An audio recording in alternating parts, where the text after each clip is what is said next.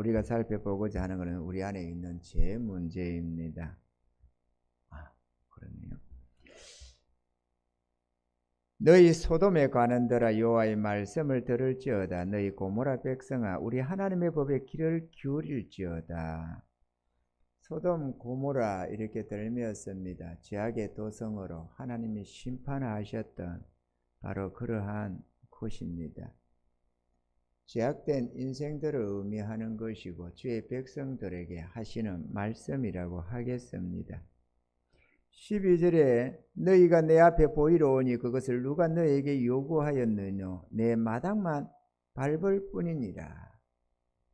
우리가 하나님 앞에 예배드리러 나왔는데 우리의 이런 자세가 무지기나 조심되는 본문이라고 하겠습니다.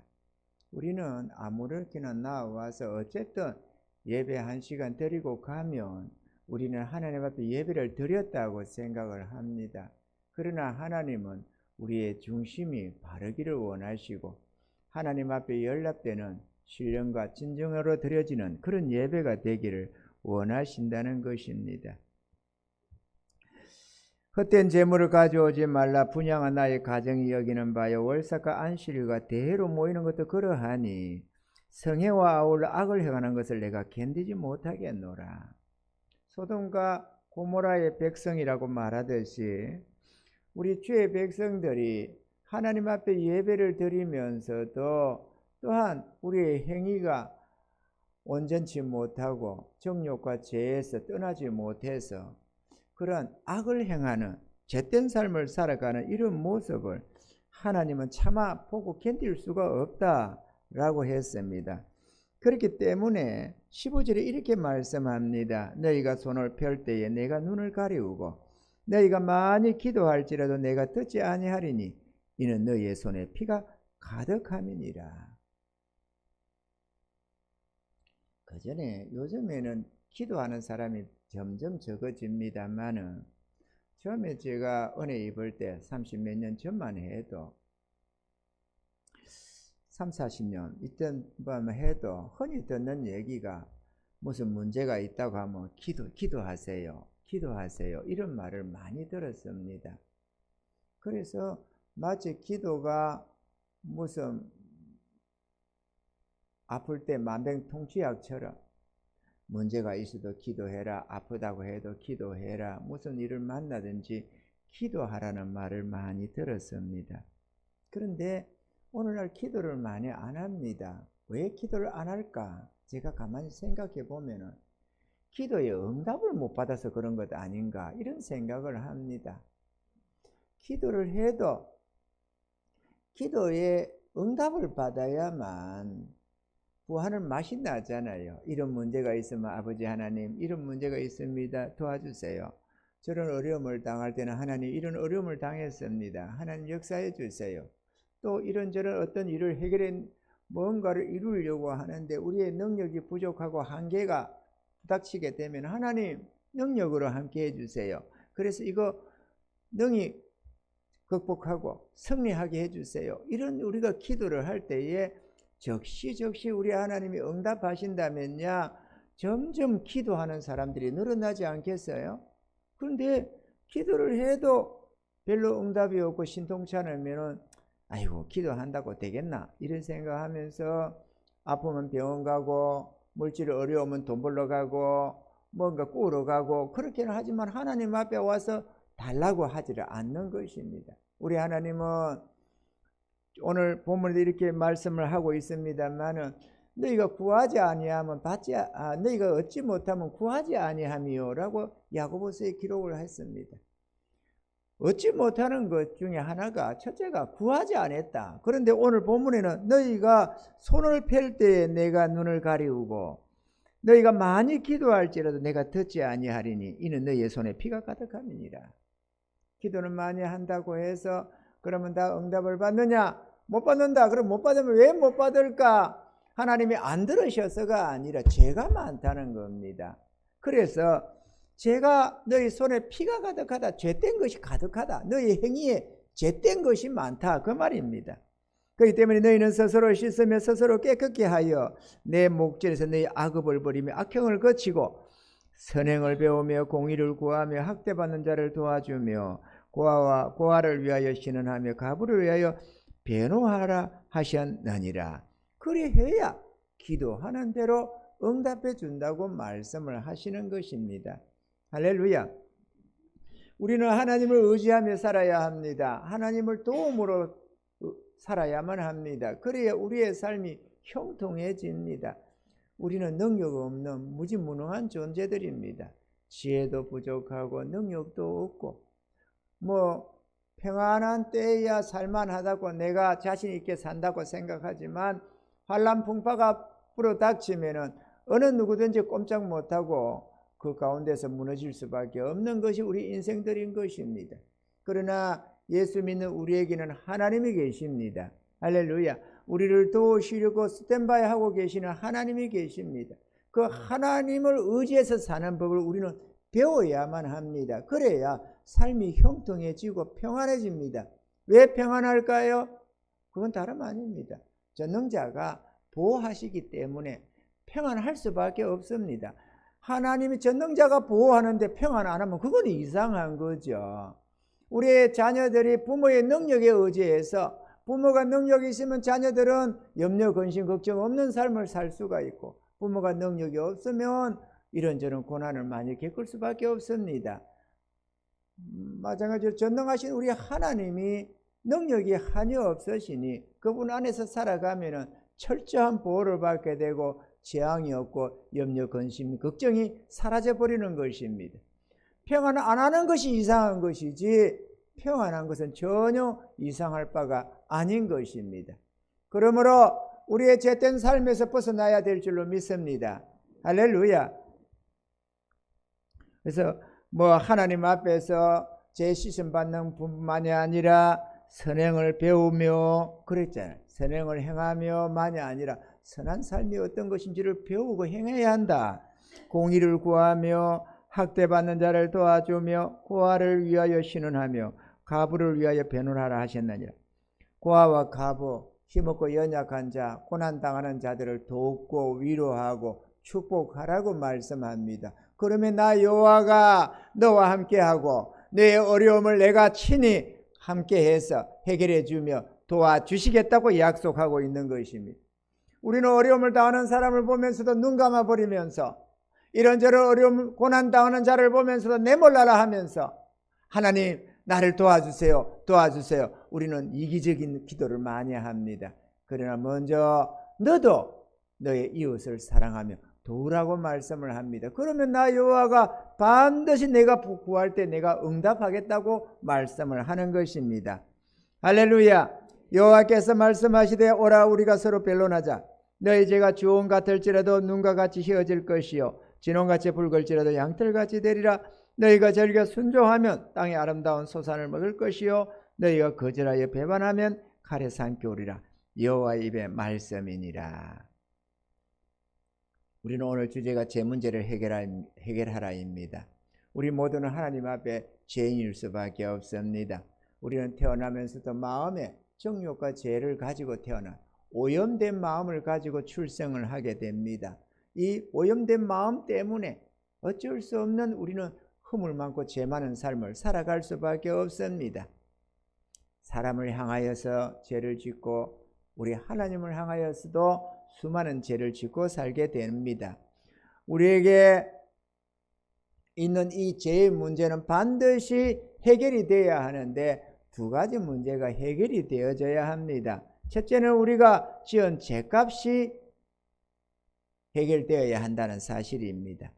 심판주가 되시는 하나님과의 관계에 있어서 이 죄 문제가 해결되지 아니하면은 아무것도 정상화될 수가 없습니다. 오늘 본문에도 너희가 손을 펼 때에 내가 눈을 가리우고 너희가 많이 기도할지라도 내가 듣지 아니하리니 이는 너희의 손에 피가 가득함이니라. 이렇게 말씀을 했습니다. 오래전 아프리카 오지 작은 마을에 끔찍한 질병이 퍼지기 시작했습니다. 아이 어른 할 것 없이 신음신음하면서 구토를 하고 그렇게 시작이 되었는데요. 몇 주가 지나가는 사이에 사람들이 여기저기 죽어나가기 시작했습니다. 병이 퍼져나가니까 이런 소문이 여기저기로 번져나가게 되고 도시에서 그 원인이 뭔지, 질병의 원인이 뭔지를 파악하기 위해서 전문가들이 파견되어 왔습니다. 검사를 하다 보니까 식수가 오염되었다는 사실을 발견하게 됩니다. 그 마을은 산 위에 상수원이 있어서 거기서 흘러나오는 물줄기로 식수를 삼고 있었는데요. 전문가들은 상류를 거슬러 올라가서 오염의 원인을 찾아보고자 했습니다. 물줄기의 입구에 도달했지만 가만히 살펴봐도 외관적으로는 잘못된 것, 오염의 원인이 보여지지가 않았습니다. 그래서 잠수부들을 동원해서 물밑을 살펴보기로 했습니다. 그랬더니만 경악을 금치 못할 문제가 생겨 있었습니다. 커다란 어미 돼지와 새끼 돼지가 죽어서 수원 입구에 끼어 있었던 것입니다. 돼지들은 사고로 익사한 후에 거기 끼어 썩고 있었는데요. 그 바람에 원래는 수정처럼 맑고 깨끗하던 물이 돼지들이 썩은 사체를 통과하면서 오염이 되고 있었던 것입니다. 겉으로는 보기에 깔끔했지만 깨끗했지만 실상인즉슨 더럽게 오염된 물이었다는 것입니다. 잠수부들이 오염에 근원되었던 그 죽은 돼지들을 치우자마자 물은 다시 전처럼 맑고 깨끗해졌다고 합니다. 우리의 삶 속에서도 이와 비슷한 일들이 많이 벌어지고 있습니다. 우리의 마음속에 이 정욕과 죄라고 하는 오염의 근원지가 있습니다. 이로 인하여 온갖 재앙을 만나게 되고 고통과 불행을 겪게 되는데 이 정욕과 죄에 대한 근본적인 문제가 해결되지 않고서는 불행이 계속될 수밖에 없고 하나님의 심판과 지옥 행벌을 받을 수밖에 없다는 것입니다. 돈 잘 벌고 건강하게 사는 것이 잘 사는 것이 아닙니다. 죄 문제를 해결하여 하나님과 합행케 되고 영생을 얻어야 하며 재앙이 없는 복된 삶을 살아야만 잘 사는 것입니다. 할렐루야. 죄 문제를 해결하려면 먼저 자신이 죄인됨을 깨달아야 하고 회개해야만 합니다. 자신이 허물 많은 죄인이요 하나님의 심판과 지옥 행벌을 받게 된다는 것을 깨달아야만 합니다. 로마서 3장 10절로 12절에 기록한 바 의인은 없나니 하나도 없으며 깨닫는 자도 없고 하나님을 찾는 자도 없고 다 치우쳐 한 가지로 무익하게 되고 선을 행하는 자는 없나니 하나도 없도다. 이렇게 말씀을 했습니다.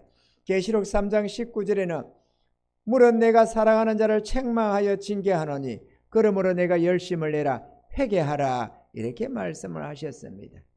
하나님은 우리들이 지은 죄를 자복하고 회개하면 모든 죄를 다 용서해 주시는 것입니다. 할렐루야.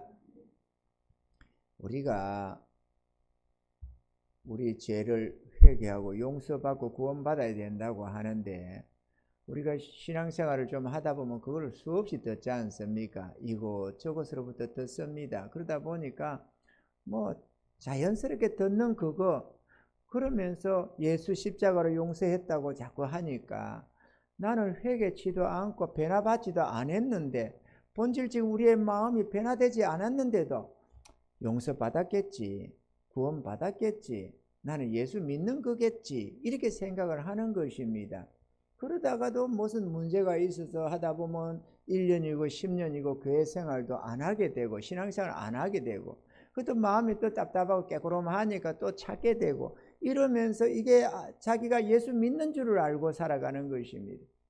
그러나 여러분 예수를 참되게 믿으면 그런 삶이 되어지지가 않습니다. 참된 믿음이 뭔지를 모르고 진정한 회개를 하지 않았기 때문에 그런 현상이 생겨나는 것입니다.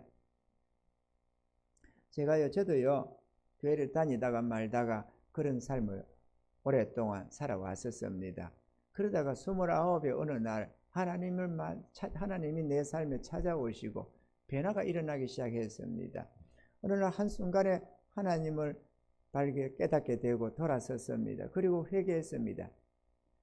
어떤 사람들은 자기가 지은 지난날의 죄를 기억하고 회개하라는 하는 말을 들었습니다. 그런데 진정한 회개는 내 지은 죄 생각하면서 회개하는 그게 진정한 회개가 아닙니다. 그 회개는 우리가 살아가면서 수시로 하는, 마치 수족을 씻어야 한다고 하듯이 주님께서 그랬잖아요. 깨끗한 자는 수족만 씻으면 된다고. 전신이 깨끗해졌으니까 말이죠. 그 전신이 깨끗해지는 그것은 우리의 죄된 삶을 깨닫고 회개하고 돌이키는 것을 의미합니다. 제가 그랬습니다. 교회는 다녔지만 하나님을 몰라가지고 그냥 그렇게 살았더랬습니다. 그러다가 어느 날 이런저런 사연이 있어 속에서 하나님을 만나게 되었습니다. 그리고 하나님 살아계심을 깨닫게 되니까 내가 죄인이구나 하는 것을 깨달아집니다. 하나님이 살아계심을 깨닫게 되니까 성경 말씀이 참으로 하나님 말씀이고 내가 죄인이고 지옥 형벌을 받아야 마땅한 그런 허물 많은 죄인이구나, 이거를 깨닫게 되더라고요. 누가 뭐 가르쳐주고 자시고 강조해서가 아니고 너무도 자연스럽게 깨달아지게 됩니다. 저는 회개했습니다. 그래서 하나님, 내가 29년 동안은 내 인생이 내 건 줄 알았습니다. 그래서 내 마음대로 내가 원하는 삶을 살아왔습니다. 그러나 내가 이제 얼마를 더 살지, 1년을 더 살지, 10년을 더 살지, 몇십 년을 더 살지 나는 모르지만 앞으로 살아갈 내 인생은 주의 것으로 살겠습니다. 오직 주의 말씀과 뜻을 따라서 남은 생애를 살아가겠습니다. 그렇게 고백해드렸습니다. 그리고 그 고백 속에서 지금까지 살아왔습니다. 저는 그때 이후로 주일 예배를 빼먹은 적이 없습니다. 저도 평신도가 있었고 서리 집사도 받았고 그렇게 생활을 했었습니다. 그렇지만 주일 예배 한 번도 빼먹은 적이 없었습니다. 그것도 저녁 예배까지 말이에요. 주를 위해 살겠다고 하면서 예배를 빼먹고 무슨 주를 위해 삽니까, 여러분? 여러분 진짜 회개하고 돌이켰습니까? 진짜 자기가 죄된 삶, 다시 말하면 남에게 못된 짓 하고 사는 그 죄 말고 내 인생이 내 건 줄 알고 주님 것을 내 것인 줄 알고 훔쳐버린 그 인생 말이에요. 돈 몇 번 훔치는 게 큽니까? 나라는 존재 자체를 훔치는 게 큽니까? 진짜 죄는 나를 훔치는 겁니다. 내 인생 내 마음대로 살아가는 그게 죄입니다, 여러분. 그 나를 위한 그 마음, 그 욕심에서 온갖 죄가 벌어지는 거거든요. 본래 근원적인 죄는 내버려 두고 가지치기 몇 개 잘라낸다고 죄가 없어지는 게 아니잖아요. 나를 지으신 하나님, 나를 구원하신 하나님 앞에 내가 회개하고 돌이켜서 주님을 영접하고 주의 것으로 주의 백성으로 살아가는 삶이어야만 진정한 그리스도인의 삶이 되는 것 아니겠어요? 그런데 믿는다고 하면서도 주여 주여 하면서도 내 마음대로 살아가면서 무슨 재주로 주님의 제자가 되고 주님을 따라 살 수가 있어요? 주님이 어렵고 거룩한 길로 가자고 할 때 내가 어떻게 그분 따라갑니까? 정욕에 매여서 못 따라가지. 아멘이시죠? 나의 죄된 삶을 끊어내야 합니다. 마치 부둣가에 정복한 배가 항구를 출항해 가려면 부두에 매여 있는 그 줄을 끊어내고 풀어내고 나서야 그 다음에 부두를 떠나서 망망대해로 나아갈 수 있는 것처럼 우리가 이 죄에 매여 있으면 절대로 못 떠납니다.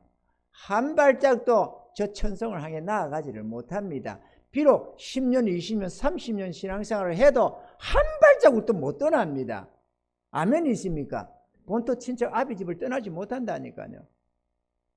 내가 죄인임을 깨닫고 회개하고 돌이켜야만 합니다.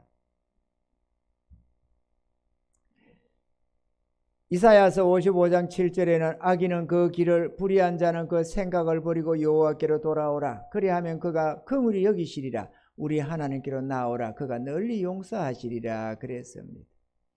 우리 예수님 십자가가 옆에 좌우편에 강도가 있었습니다. 그런데 두 강도가 온갖 악행을 저지르다가 십자가 처형을 받게 되었는데 그 우편 강도는 쭉 가는 마당에 옆에 달려있는 예수님이 하나님의 아들이시요 구원자심을 깨달았습니다. 그래서 자기가 죄인됨을 고백하면서 하나님의 용서를 구하고 긍휼을 구했더랬습니다. 그랬더니만 예수님께서 네가 오늘 나와 함께 나그네 있으리라 이렇게 용서를 주셨습니다. 이 사건 속에서 보여주는 것은 우리의 구원이 우리의 노력에 있는 것도 아니고 그저 회개하고 주님을 인정하고 그분을 모셔드림 속에 있다는 것, 하나님의 용서를 구하고 긍휼을 구함에 있다는 것을 우리가 알아야 합니다. 왜 용서를 안 구합니까? 뭐가 잘났다고 뻔뻔하게 우리가 고개를 치게 들고 그렇게 살아갑니까? 우리가 죄인됨을 인정을 해야 되지 않겠어요?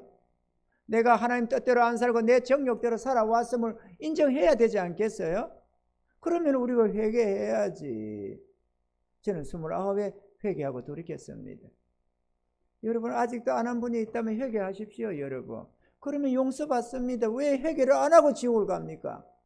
교회만 다닌다고 지옥 안 가는 게 아니에요. 소돔과 고모라의 백성이 되는 거죠.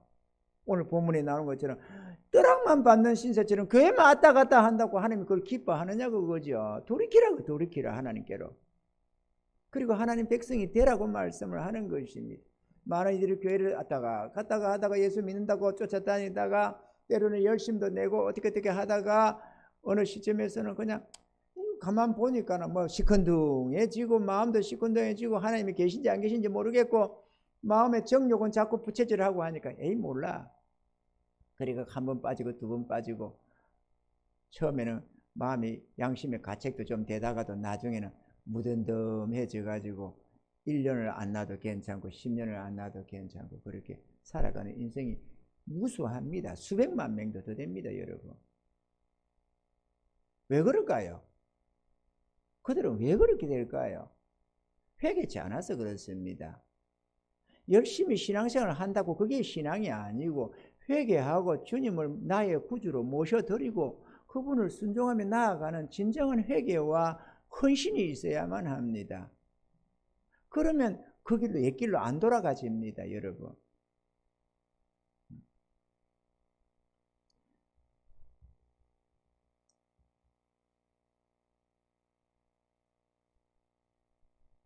죄인된 우리들의 구원을 받기 위해서는 예수님을 믿고 영접해야 합니다.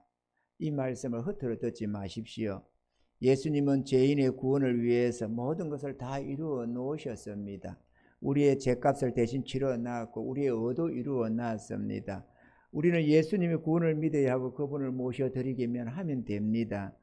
요한복음 1장 1절로 9절에 1장 9절로 13절에 참빛 곧 세상에 와서 각 사람에게 비치는 빛이 있었나니 그가 세상에 계셨으며 세상은 그로 말미암아 지은 바 되었으되 세상이 그를 알지 못하였고 자기 땅에 오매 자기 백성이 영접지 아니하였으나 영접하는 자 곧 그 이름을 믿는 자들에게는 하나님의 자녀가 되는 권세를 주셨으니 이는 혈통으로나 육정으로나 사람의 뜻으로 나지 아니하고 오직 하나님께로서 난 자들이니라.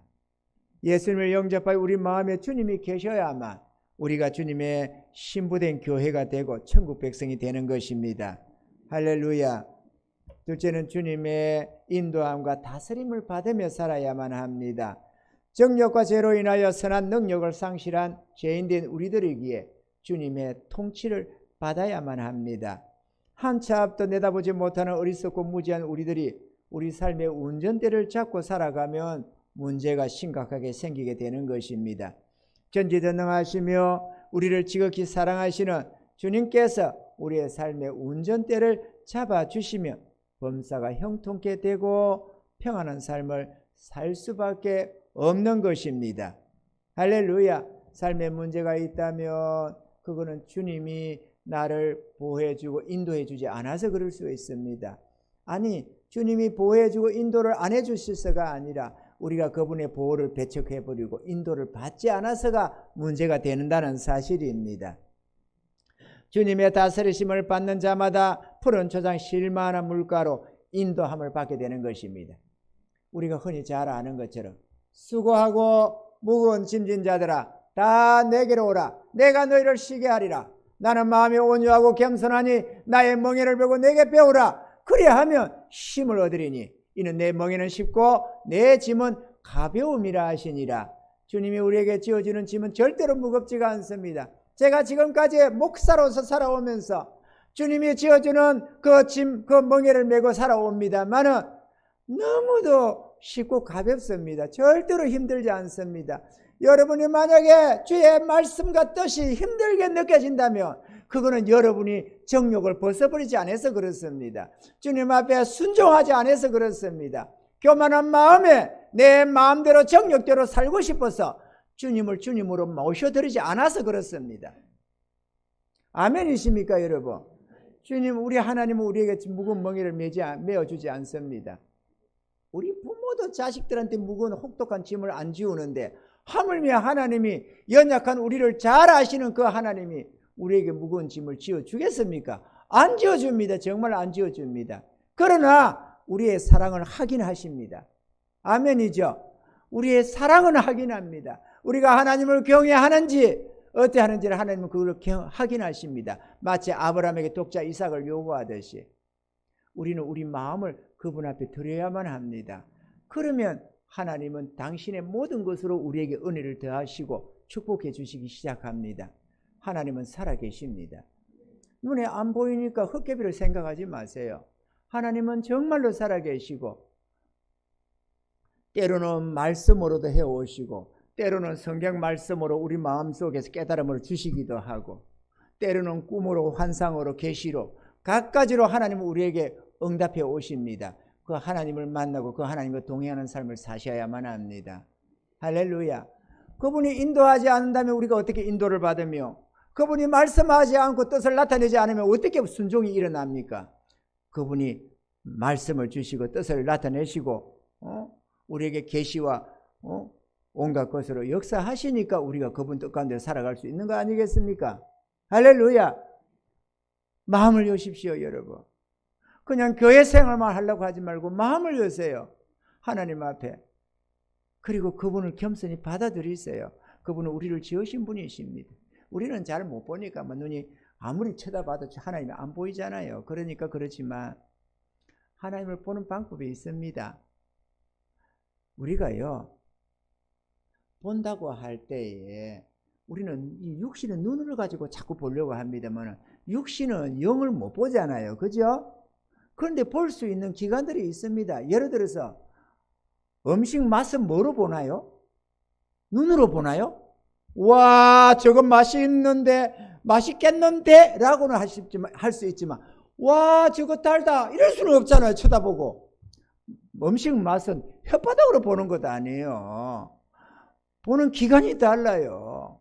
하나님은 뭘로 봐요? 믿음으로 볼 수 있어요. 믿음으로. 여러분, 우리가 믿음으로 하다 보면 하나님이 나타나고 보여지기 시작합니다. 믿음의 눈을 떠야 돼요. 믿음의 눈을. 영적 눈이라고 하는 거죠.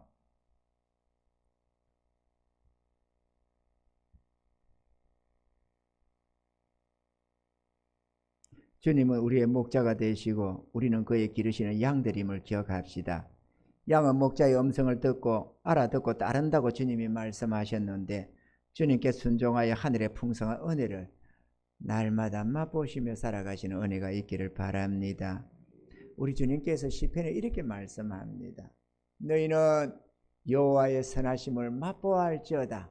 그에게 피하는 자는 복이 있도다. 젊은 사자는 궁핍하여 줄일지라도 여호와를 찾는 자에게는 모든 좋은 것에 부족함이 없으리로다. 이랬습니다. 여호와의 선하심을 맛보는 은혜가 있기를 주님 축원합니다. 수십 년 전에 미국 정부의 허가를 받고 몇몇 미국 기업들이 독성 폐기물을 땅속에 묻기로 했습니다. 이들은 화학 폐기물을 비롯하여 인간에게 치명적인 물질을 거대한 금속 용기에 담아서 단단히 봉인한 다음에 깊은 땅속에 묻어버리고 말았습니다. 그리고 그것으로 끝이 났다고 생각했더랬습니다. 하지만 얼마 후에 봉인된 폐기물 용기가 새는 바람에 독성 폐기물이 지표면으로 흘러나와 각종 문제를 일으키게 되었습니다. 식물이 죽고 수온이 오염되어 사람들은 정든 마을에서 살 수가 없어 고향을 버리고 떠났습니다. 나야가라 폭포 근처에 러버커넬이란 마을에서는 수많은 사람이 암과 같은 무서운 질병으로 목숨을 잃었습니다. 지금까지도 많은 도시와 마을이 그 독성 폐기물 매립의 대가를 치르고 있다고 합니다. 뭐가 문제였을까요? 기업들이 매립한 폐기물의 독성이 너무 강했던 것입니다. 그들은 폐기물을 묻기만 하면 그것으로 끝이라고 생각했겠지만 폐기물의 독성이 그토록 강하리라고는 생각지 못했던 것입니다. 충분히 견고하다고 생각했던 폐기물의 용기가 폐기물의 독성을 감당하지 못했고 그 독성 물질이 표면으로 흘러나와 다시 커다란 문제거리가 될 줄은 아무도 예측하지 못했던 것입니다. 예초에 제대로 처리했으면 그토록 끔찍한 사태는 벌어지지 않았을 텐데 재처리하느라 엄청난 대가를 치러야만 했다는 것입니다. 우리들도 이 같은 실수를 자주 범합니다. 우리 마음속에 있는 정욕과 죄의 속성은 워낙 강력해서 적당히 덮어두거나 우리가 노력한다고 해결되는 문제가 아니라는 것입니다. 예수를 믿어도 이 더러운 죄의 속성이 남아있기 마련인데 주님의 인도하심과 다스림을 받아 깨끗해져야만 한다는 것입니다. 그래야 하나님과의 관계는 물론이거니와 이웃들과의 관계도 아름답고 화평케 되는 것입니다. 할렐루야. 원망과 불평을 거치고 원수를 사랑하시기 바랍니다. 누군가로부터 받은 상처나 억울한 마음은 하나님의 사랑으로 용서하고 털어버려야만 합니다. 그렇게 하지 않고 그것을 마음속 깊은 곳에 묻어두면 큰 고통의 원인이 되기 시작합니다. 독성 폐기물이 다시 지푸면을 흘러나오듯이 마음속에 악한 감정도 그대로 두면 결국은 그것이 우리의 삶을 망가뜨리게 된다는 사실입니다. 마음의 독을 품고도 평안하게 살아갈 수 있는 사람은 절대로 있을 수가 없습니다. 사랑과 용서야말로 우리가 원망과 분노라는 독성에서 벗어날 수 있는 유일한 치료제임을 믿으시기 바랍니다. 자신에게 상처를 준 사람이나 해를 가한 사람들을 용서해야만 합니다. 마태복음 6장 14절 15절에 너희가 사람의 과실을 용서하면 너희 천부께서도 너희 과실을 용서하시려니와 너희가 사람의 과실을 용서하지 아니하면 너희 아버지께서도 너희 과실을 용서하지 아니하시리라 했습니다. 하나님께 받은 사랑과 긍휼로 이웃을 용서하고 사랑하시기 바랍니다. 저도 지난날에 처음에 은혜를 입을 때입니다.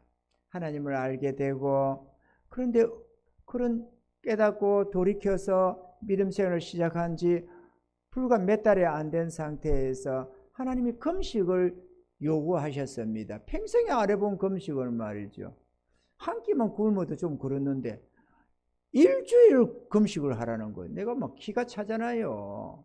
그래서 내가 일주일이라고 했는데 내가 자꾸 물었습니다. 하나님 며칠만 하면 될까요? 며칠 할까요? 며칠 할까요? 자꾸 물으니까 6일 하라더라고. 뒤에 보니까 6일 금식이 있는 줄 몰랐거든요. 보면 우리가 그랬잖아요. 하루 혹은 3일, 5일, 일주일, 열흘 뭐 그렇게 하잖아요. 그죠? 보름 20일, 뭐 30일, 40일 이렇게 금식을 하잖아요. 나 뭐 41일 금식한 사람 한 번도 못 본 것 같아. 어쨌든 많이 해도 어쨌든 그렇게 대충 정해집디다. 그 6일 금식하는 걸 몰랐는데 우리 하나님 6일 하라대요. 자꾸 내가 물어보니까 여러분 겁나거든. 자꾸 물어보시기 바랍니다. 그럼 좀 줄여주기도 해요. 우리 하나님이 불쌍했나 봐요. 내가 그거를 이유를 알았습니다. 그 왜 6일 하라고 한지를. 3일이 지났는데요. 기도원에서 3일 금식을 지금 하고 있는 중인데 그때 저 포천에 있는 할렐루야 기도원이라는 곳이 있었어요. 그 누가 거기 가서 어쩌면 좋다 해서 한번 가봤지 않겠어요? 그래 갔는데 3일이 지났는데요. 밤에 누우면은 잠이 안 오고 별 생각이 머릿속에 음식이 아따리 하는 거예요. 아 그래가지고 뭐 금방도 생각이 나고 뭐 자주간에 뭐 음식 남겨서 버린 것들도 생각이 나. 그걸 왜 버렸지? 그 귀한 거를. 그런 생각이 나고 그러는데요. 그 할렐루야 기도원에서 보면 밥을 공짜로 주거든요. 그 멀겋게 김치 이렇게 해가지고 썰어가지고 국밥으로 이렇게 해서 막 줬었어요. 아 내가 한 번 지나간다 딱 보는데 말이죠. 국밥에 밥 풀떼기 몇 개 하고 뭡니까? 김치 대가리 있잖아요. 대가리 썰은 거. 당연히 안 먹지 그거. 거기 있는 거예요. 아이고 저 아까운 거를 누가 남겼구나. 아이고 참. 그렇게 먹고 싶은.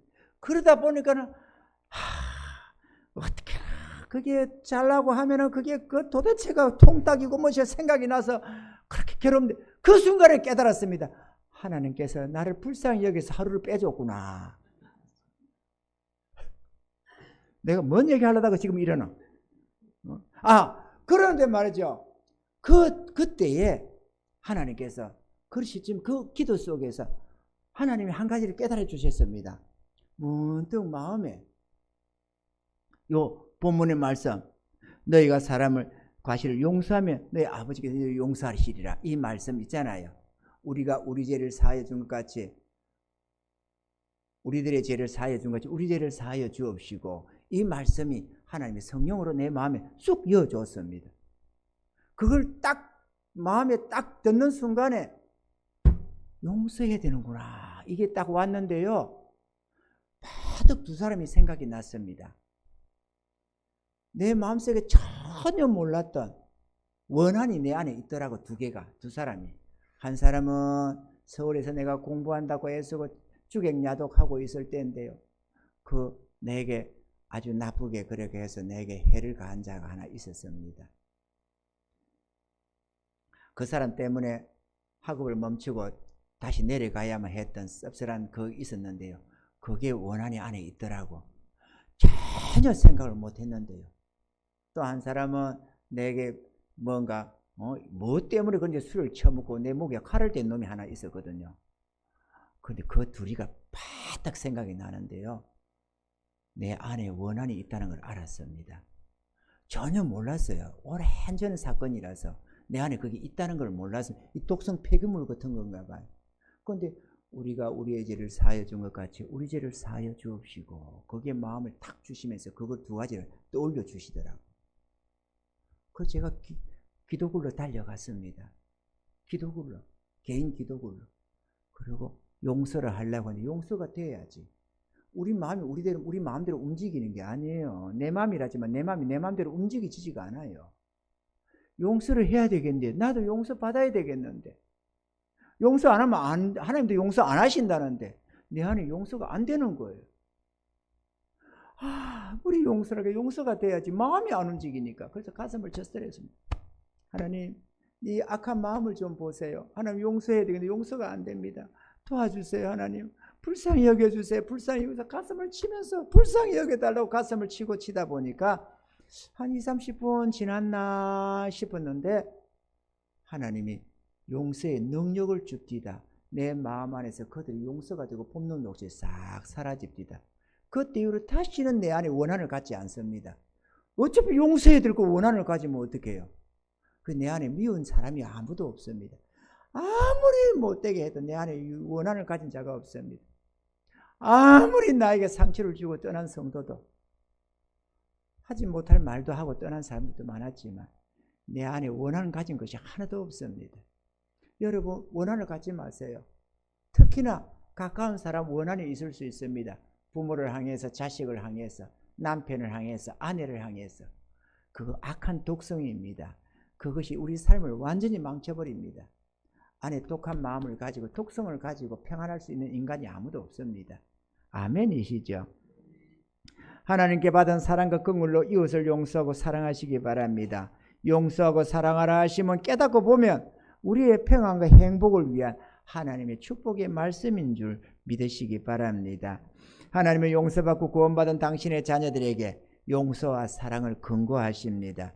근데 참 신기한 것은 우리가 누군가의 잘못을 용서하게 되면 용서받은 그 사람이 은혜를 받는 것만이 아니라 용서하는 성도가 모두 매임에서 자유케 된다는 것입니다. 이거는 놀라운 은혜입니다. 용서해 보시기 바랍니다. 아무리 어떤 세상 사람이 이러잖아요. 내 눈에 흙 들어가기 전에는 절대로 용서하지 않는다고. 그럼 흙 들어가기 전에 용서 안 한 사람이 죽고 나서 용서하겠어요? 끝까지 용서 안 하겠다는 거지. 그런 자가 하나님 용서를 받을 수 있겠어요? 못 받습니다. 우리 안에 그런 원한이 안에 있을 수 있습니다. 나도 모르는 원한이. 나도 몰랐거든요. 하나님이 깨달음 줘야만 내 안에 원한이 있다는 것을 깨닫습니다. 누군가를 하나 미운 마음, 원망하는 마음, 이건 다 하나같이 독성입니다. 이건 우리 삶을 망쳐버립니다. 그런 것이 없어져야만 영혼의 진정한 자유를 누리기 시작합니다. 모든 원망과 불평을 거치시고 미운 마음을 다 버리시길 바랍니다. 마치 집에 음식물 쓰레기 놓으면 잘 봉에 뒀다가 갖다가 버리듯이 우리 안에 있는 악한 것들, 하루하루 원한 맺히는 것들이 있잖아요. 그죠? 이런저런 억울한 말 듣는 거, 원한의 말 듣는 이런저런 것들이 마치 음식물 쓰레기처럼 말이죠. 그런 게 있기 마련이거든요. 그런 거는 그때그때 싸서 버려야 됩니다. 마음에 놔두지 마시기 바랍니다. 해가 지도록 분을 품지 말라는 주의 말씀도 기억하시기 바랍니다. 그때 주의 사랑과 은혜로 용서하고 사랑해 버리시기 바랍니다. 그러면 진정한 은혜는 우리가 입습니다. 할렐루야. 본문을 통해서 하나님이 변론을 요청해 오셨습니다. 18절에 여호와께서 말씀하시되 오라 우리가 서로 변론하자. 너희 죄가 주홍 같을지라도 눈과 같이 희어질 것이요 진홍같이 붉을지라도 양털같이 되리라. 하나님을 향하여 어리석게 항거하지 말고 모든 죄를 통해 자복하며 용서를 구하시기 바랍니다. 죄 문제가 본질적으로 해결되지 못하고서는 하나님과의 관계는 회복되지 못하게 되기 때문입니다. 우리가 회개하고 용서를 구하는 것마다 다 하나님께서 동이 서에서 먼 것처럼 우리의 죄가를 멀리 던져버리시고 다시는 기억조차 안 하겠다고 약속하셨습니다. 할렐루야. 주님을 믿고 순종하며 사시기 바랍니다.